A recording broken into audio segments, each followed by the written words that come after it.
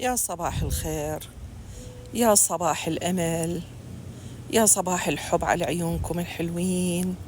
قعدت الصبح اليوم، يوم سبت أول يوم عطلة هنا، فالهواء كان كلش طيب والحديقة كانت مرشوشة. قلت خلي أقعد على الرطوبة وأشرب لي قلاص الحليب مالتي، أكلت البيض المسلوق.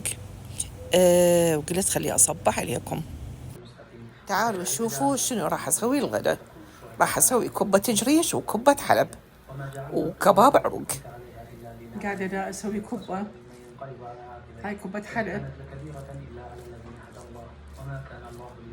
أكملها وبعدين أسوي كبة جريش. راح أسوي خبز عروق همين، واحد مل يومية تمن ومرقة تمن ومرقة تمن ومرقة، والدنيا حارة، واحد ما يشتهي مثل قبل.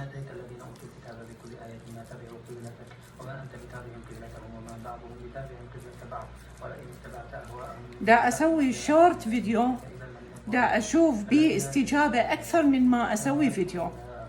يعني الفيديو أتعب عليه ومنتجه وأوقف وأسوق وما يجيب مشاهدات، وقمت أسوي شورت فيديو أحسن. هاي الكوباية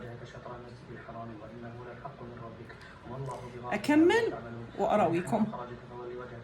وهاي كوبتنا، بقي على قد كوبة واحدة. هاي كوبة الجريش، هنا باقية واحدة همين. تعالوا أراويكم خبز عروق. وهاي خبز العروق ما شاء الله، هذا شوي. وهذا خبز العروق. ها؟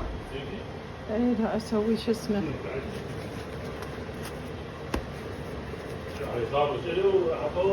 وهاي الكوباية كملتها سلقتها، راح أطلع اللي نحتاجه والباقي أشيله بالمجمدة طبعا بعد ما يبرد وأفرزه.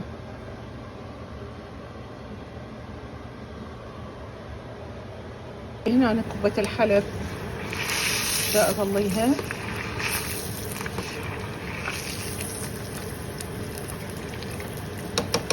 كملت هاي أول وجبة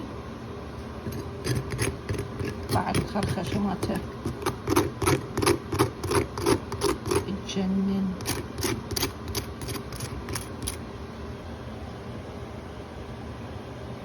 وهذا غدانا كمل، كباب عروق، كوبة حلب وكوبة جريش والزبابة. سامكم العافية.